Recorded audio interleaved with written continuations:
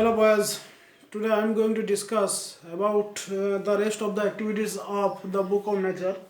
In earlier classes I have discussed activities 1 to 5 and now I am going to discuss the rest of the activities. So let's start. Before going to activity 6, I am going to tell you that in activity 6 we have to fill up the blanks by taking the information from the text. অর্থাৎ আমাদেরকে যেটা করতে হবে সেটা হচ্ছে text থেকে information নিয়ে আমাদেরকে শূন্যস্থানটা পূরণ করতে হবে। এইভাবেই নির্দেশ দেওয়া আছে, যেভাবে নির্দেশ দেওয়া আছে আমাদেরকে সেইভাবেই করতে হবে। ঠিক আছে, তাহলে অ্যাক্টিভিটি 6 দেখো।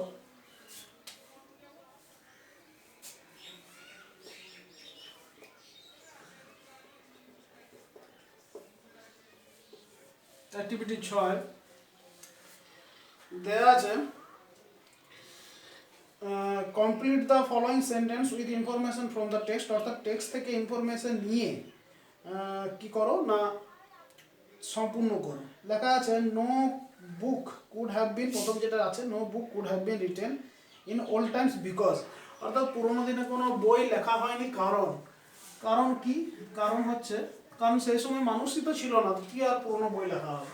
তাহলে লিখতে হবে man did not exist then, এটাই লিখবো। Because man did not exist then, অর্থাৎ সেই সময় কোনো মানুষের অস্তিত্বই ছিল না বা মানুষ সেই সময় বসবাস করতো না। কোশ্চেন নাম্বার বি দেওয়া আছে to be able to read any language one dash. অর্থাৎ একটা ভাষা পড়তে গেলে কি করতে হবে? একটা ভাষা পড়তে গেলে আমাদেরকে প্রথমে তার অ্যালফাবেট অর্থাৎ তার বর্ণমালা সম্বন্ধে জানতে হয়, সেটাই আমাদেরকে লিখতে হবে।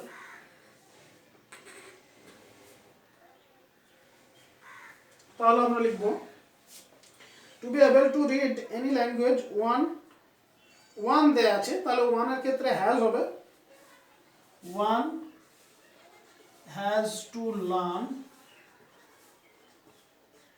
It's alphabet. অর্থাৎ কোনো কিছু পড়ার আগে আমাদের কি করতে হবে না সেই ভাষাটার অ্যালফাবেট অর্থাৎ বর্ণমালাটা জানতে হবে। ঠিক আছে, কোশ্চেন নাম্বার সি কি আছে দেখব। A small people's was definitely a part. অর্থাৎ একটা ছোট্ট যে নুড়ি পাথর সেটা নিশ্চয়ই কিসের অংশ? এটা আগের দিন আমি বলেছিলাম, নিশ্চয়ই সেটা একটা বড় পাথরের অংশ। ঠিক আছে, তাহলে লিখতে হবে a small people was definitely a part of a big rock. লিখতে হবে এ part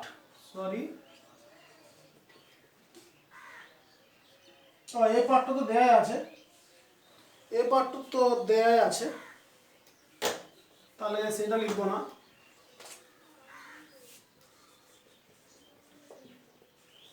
big rock or stone লিখছি, বিগ রক অর স্টোন। বাদ বাকিটা লিখছি না, উইথ প্লেন্টি অফ লিখে দিচ্ছি উইথ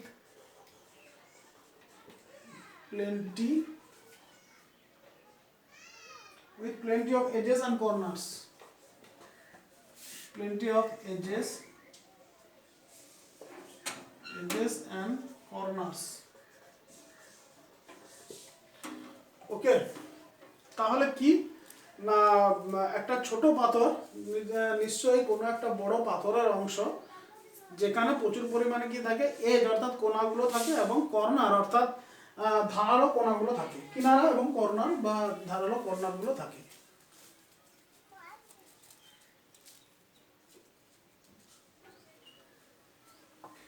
দেখো তারপর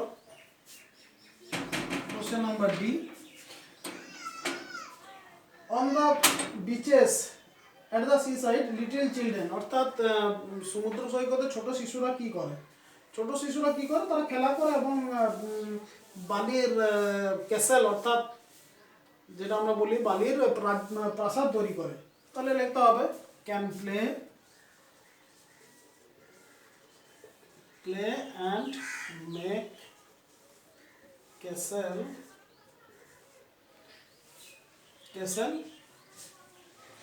আউট অফ স্যান্ড। ওকে, তাহলে এটা গেল অ্যাক্টিভিটি 6 তোমাদের, যেটা বলেছিল যে ইনফরমেশন নিয়ে টেক্সট থেকে ইনফরমেশন নিয়ে শূন্যস্থান পূরণ করা। এটা গেল অ্যাক্টিভিটি 6। এরপরে দেখবো অ্যাক্টিভিটি 7 কি আছে, দেখবো এটা মোছার দরকার হয় কি না। অ্যাক্টিভিটি 7 আছে স্টেটমেন্ট আর রিজন। স্টেটমেন্ট মানে হচ্ছে তার বাক্যটা, আর রিজন মানে কারণ, অর্থাৎ বাক্যটা দেয়া আছে এবং তার কারণটা আমাদেরকে লিখতে হবে। তাহলে আমরা কারণটাই শুধুমাত্র লিখবো, তাহলে এর মধ্যেই হয়ে যাবে। তা এখানে লিখছি অ্যাক্টিভিটি 7। অ্যাক্টিভিটি 7 দেখো কি বলা আছে। একদিকে দেয়া আছে স্টেটমেন্ট আর একদিকে দেয়া আছে রিজন। অর্থাৎ দেখো আমি প্রথমটা দেখাচ্ছি কিভাবে এটা করতে হয়। ওয়াইপারিটি করলাম।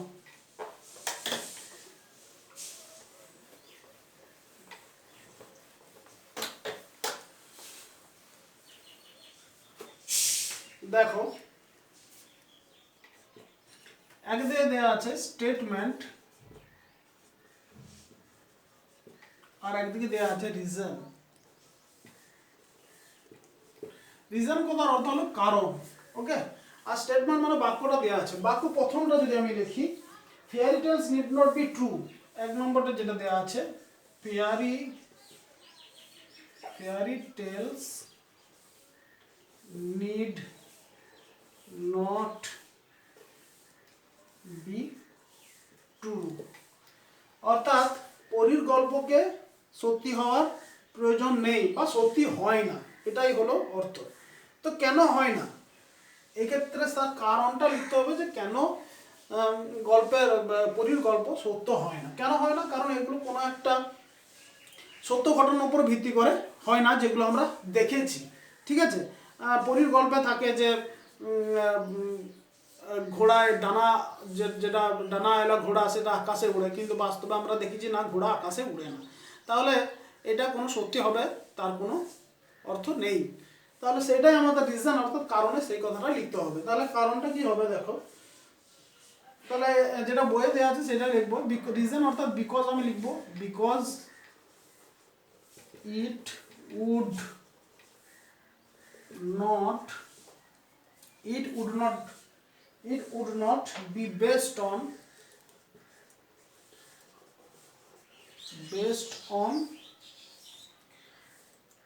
any facts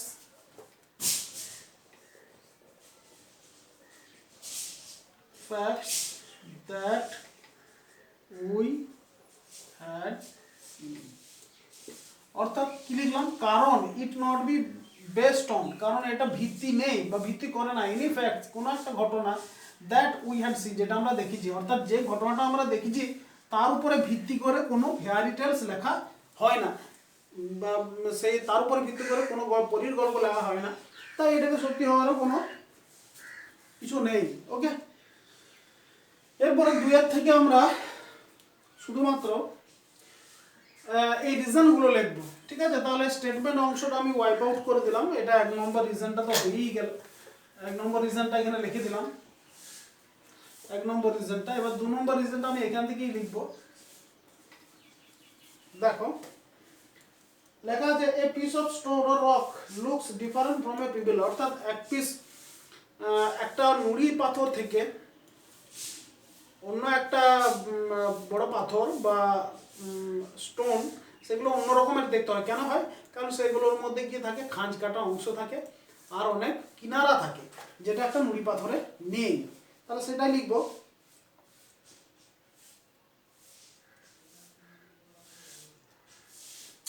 তাহলে লিখবো বিকজ, তো আমাদেরকে লিখতেই হবে, বিকজ লিখলাম, ইট ইজ ফুল লিখলাম, it is full of corners and edges, অর্থাৎ এগুলোতে প্রচুর পরিমাণে কোণ থাকে এবং এগুলোতে কিনারা থাকে, অর্থাৎ খাঁজ কাটা অংশ থাকে। কোশ্চেন নাম্বার 3 কি আছে দেখবো।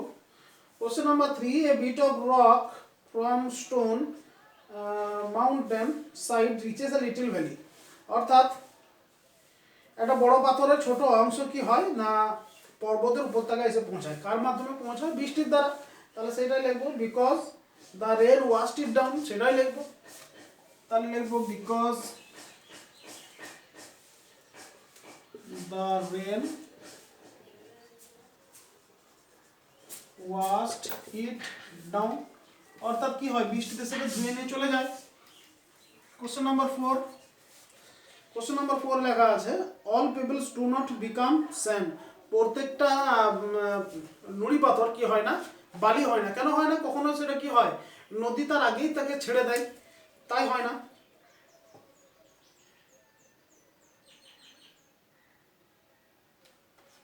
তাহলে সেটা লিখবো বিকজ দ্য রিভার্স, রিভার্স বললাম অনেকগুলো নদী, মানে বিভিন্ন জায়গায় বিভিন্ন নদী, দ্য রিভার্স সামহাউ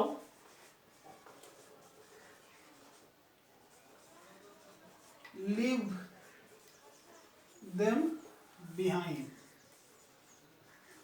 অর্থাৎ কি হয় না, হয়তো কি হয় না, নদীগুলো তাদের দিকে পেছনে ছেড়ে দেয়। অর্থাৎ যদি ধরো একটা বহমান নদী, এইখানে একটা পর্বত যদি থাকে, একটা পর্বত, তো পাথর ভেঙে এই অংশটা হলো, বৃষ্টি এলো, বৃষ্টি এসে সেটাকে এই জায়গায় নিয়ে এলো, তো এই দিকে যদি কোনো নদী বইয়ে যায় সেটাকে গড়িয়ে নিয়ে চলে যাবে, এই অংশকে নিয়ে গেল। এই অংশে ধরে নাও কোনো একটা বালিয়াড়িতে বা উপত্যকায় সেটা লেফট হয়ে গেল, এখান থেকে যদি নদী বাঁক নিয়ে নেয় তাহলে এই জায়গায় এটা লেফট হয়ে গেল, অর্থাৎ এই জায়গায় এটা থেকে গেল। তাহলে সেটা কি হলো, আর বালি হলো না, সেটা ছোট অংশ আর হলো না, সেটা এইদিকে নদীর লেফট নিয়ে সমুদ্রে যেয়ে পড়লো, তাহলে আর বালি হলো না, বা এটা আর গড়িয়ে যাওয়ার চান্স পেলো না। তখন এই যেটা আমরা দেখতে পাচ্ছি সেটাই হলো পেবেল, আর যখন সেটা সমুদ্রে চলে আসে সেগুলো হয়ে যায় ছোটো ছোটো কণা বালি। ওকে, এগুলো আগের দিন আমি তোমাদেরকে বুঝিয়েছিলাম। দেখো এরপর অ্যাক্টিভিটি 8 নিয়ে আমরা আলোচনা করব।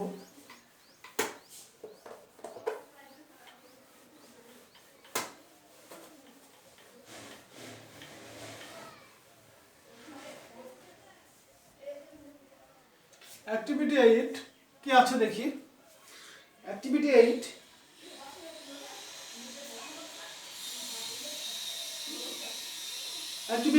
কিছু কোশ্চেন আনসার আছে, সেই কোশ্চেন আনসারগুলো আমাদেরকে উত্তর দিতে হবে। দেখো লেখা আছে প্রথম যেটা প্রশ্ন, which are the things around us that tell us about the early story, অর্থাৎ আমাদের চারপাশে কোন জিনিসগুলো আমাদের পৃথিবীর প্রাচীন ইতিহাস সম্বন্ধে বলে। তাহলে লিখতে হবে কি, এই যে সমস্ত আছে পাহাড়, পর্বত, নদী, তারা, ধ্রুবতারা, এগুলো সবগুলোই, সেটা আগেই লিখেছিলাম, তবুও আরেকবার লিখতে হবে। দেখো তাহলে উত্তরটা লিখছি প্রথমে, the rocks,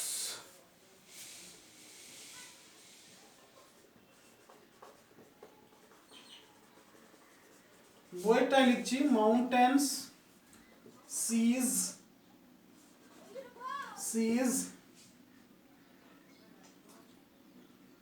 stars, rivers,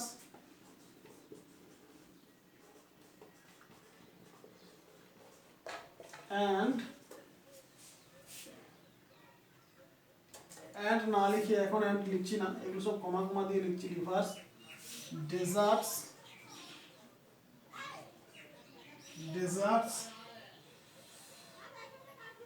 and fossils of old animal animals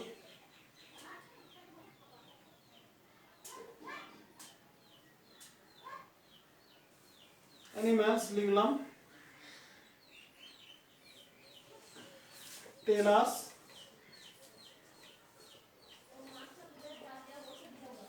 about the earth early story,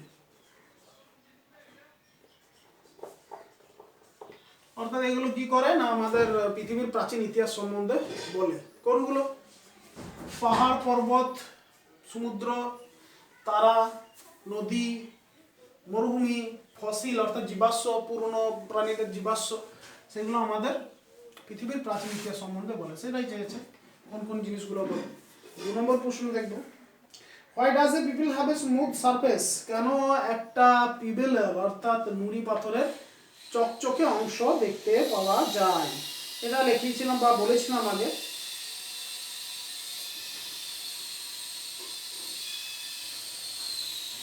দেখো লিখছি,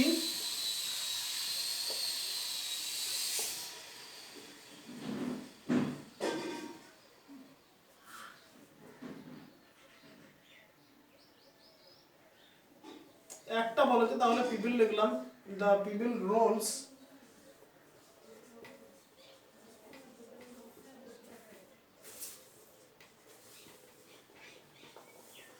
এট দ্য বটম অফ রিভার, অর্থাৎ নুড়ি পাথরটা কি হয়, রোল করে, অর্থাৎ গড়িয়ে গড়িয়ে যায় কোথায়, নদীর নিচেতে।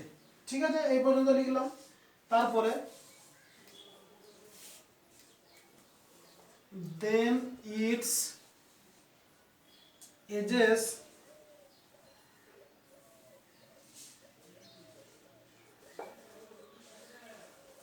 and corners are on away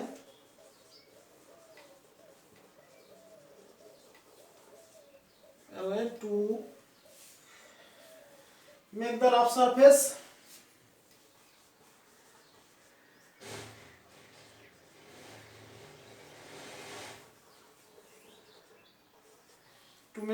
surface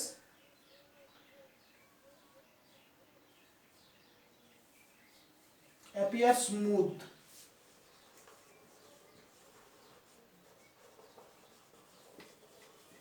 কি লিখলাম দেখো, the pebble rolls at the bottom of the river, অর্থাৎ নদীর জলের নিচে সেই নুড়ি পাথরটা কি হয়, গড়িয়ে যায়, গড়াতে লাগে।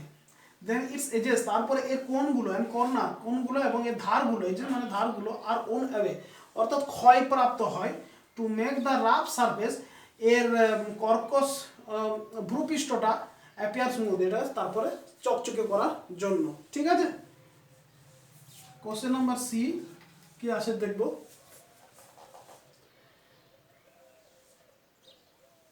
How does a pebble become grains of sand, কিভাবে একটা পিবিল অর্থাৎ নুড়ি পাথর একটা বালিকণাতে পরিণত হয়। এর থেকে আরো যখন পিপিল থেকে যখন আরো গড়িয়ে গড়িয়ে যায় তখন সেটা নুড়ি পাথরে পরিণত হয়, সেটা লিখতে হবে। দেখো, the river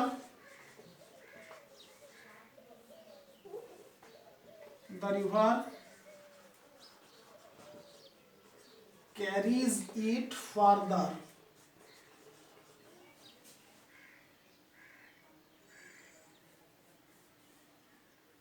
then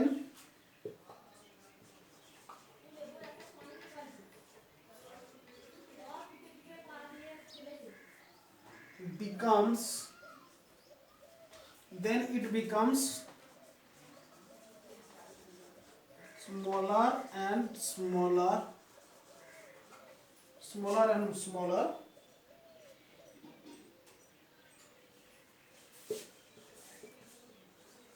at last it becomes a grain of sand। কি লেখা আছে, কি লিখলাম, the river carries it further, অর্থাৎ এটা তো দেখলাম আমরা কি হয়ে গেছে না, স্মুথ একটা পিপল হয়ে গেছে, এটা দেখলাম। তারপরে সে এটা রিলেটেড প্রশ্ন যে তারপরে কি হয়, যে নদীটা আরো সেটাকে বইয়ে বইয়ে নিয়ে যায়, তারপরে সেটা কি আরো ছোট ছোট হতে লাগে, আরো ছোট ছোট হয়ে যায়, দেন ইট বিকাম স্মলার, তারপর আরো সেটা যত গড়িয়ে গড়িয়ে যায় তত সেটা ধাক্কাপ্রাপ্ত হয়ে, সেটা ক্ষয়প্রাপ্ত হয়ে সেটা আরো ছোট হয়, শেষ পর্যন্ত ছোট হতে হতে একটা বালুকণাতে পরিণত হয়। ঠিক আছে, এরপরে question number D, what does the author mean by the great book of nature, the great book of nature বলতে কবি কি বলেছেন। এটা একটু বড় হবে, কোশ্চেনটার উত্তরটা একটু বড় হবে, কথাটা অর্থ যেটা বলা আছে সেটা পুরো টেক্সটকে নিয়ে বলা আছে, তাহলে এটা আমি ওয়াইপ আউট করলাম।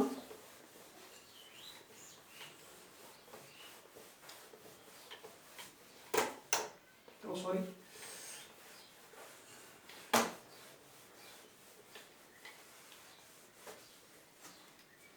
দেখো কোশ্চেন নাম্বার ডিটা, অ্যাক্টিভিটি 8-এর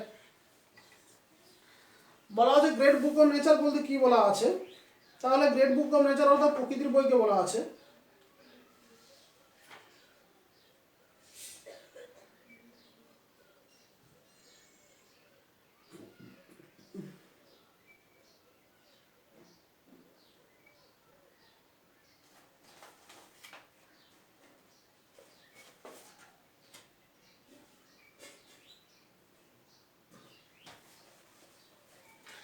দেখো, the author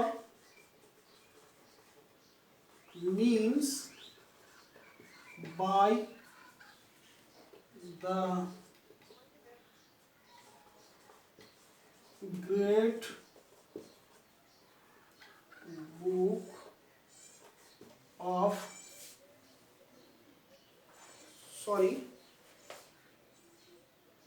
the great book of nature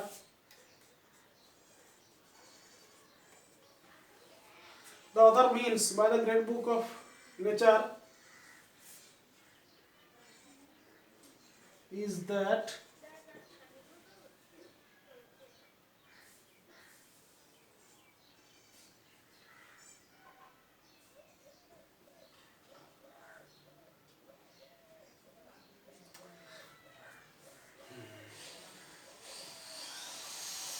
এটা একটু ভুল হলো, একটু সহজ করে লিখছি। দ্য অথর লিখছি, দেখো, the author means the natural element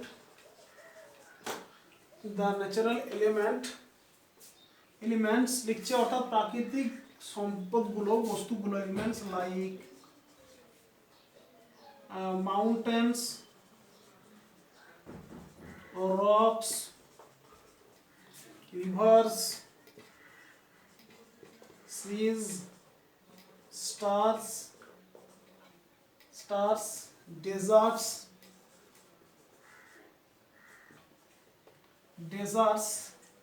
The author means the natural elements like mountain, rocks, rivers, seas, stars, deserts, and many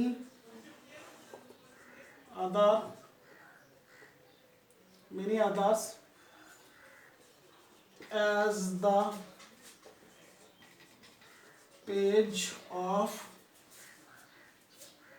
nature's book.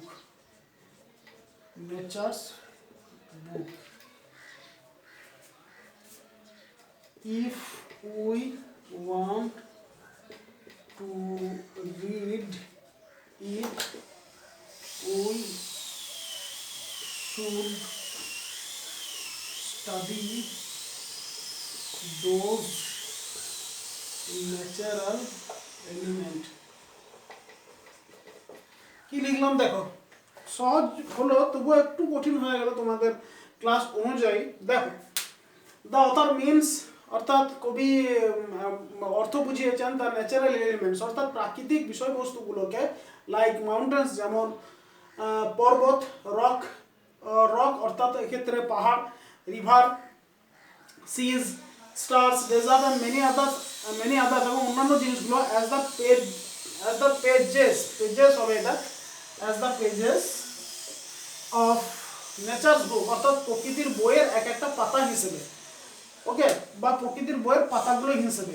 If we want to read it, যদি আমরা এটা পড়তে চাই, অর্থাৎ যদি আমরা প্রকৃতির বই পড়তে চাই, we should study those natural elements, আমাদের কি করতে হবে না এই সব ন্যাচারাল এলিমেন্টসগুলোকে বা প্রাকৃতিক বস্তুগুলোকে আমাদের কি করতে হবে, বা প্রাকৃতিক সম্পদগুলোকে আমাদের কি করতে হবে, স্টাডি করতে হবে।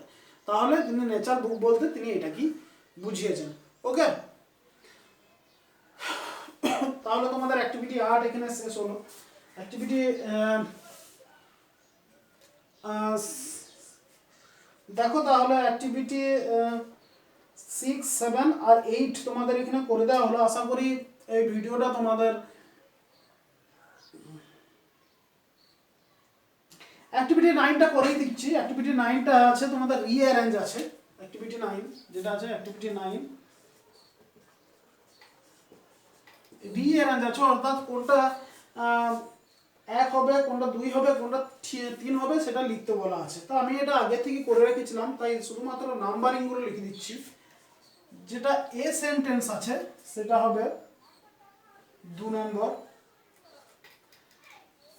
যেটা বি এর সেন্টেন্স আছে সেটা হবে 6 নম্বর, সি এর সেন্টেন্স যেটা আছে সেটা হবে 4 নম্বর, ডি হবে 1 নম্বর, অর্থাৎ প্রথমে ডি এরটা হবে, তারপর ইয়েরটা হবে 5 নম্বর এবং এফ এরটা হবে 3 নম্বর।